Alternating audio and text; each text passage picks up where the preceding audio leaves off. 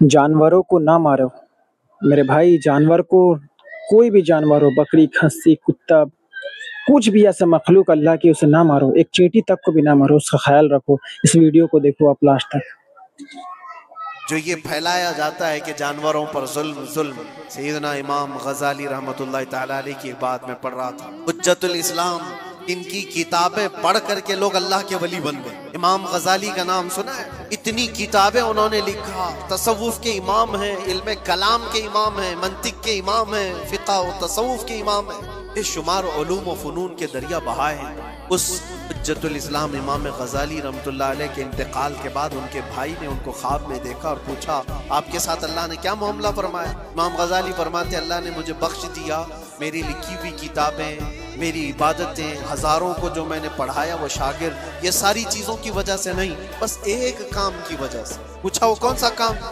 एक बार मैं किताब लिख रहा था और सियाही में कलम डुबो करके लिखा जाता था, और सियाही जो बनती थी वो फलों के रस से निकाल कर, लकड़ी का कलम उसमें डुबो करके लिखा जाता था। तो मैं लिख रहा था कि एक मक्खी आकर सियाही पर बैठ गई। मैं अपना कलम रोक लिया कि हो सकता है वो प्यासी हो, पी कर चली जाए। काफी देर तक वो मक्खी उस सियाही पर बैठी रही और पी करके जब वो उड़ गई तो फिर मैं अपना कलम चलाता रहा।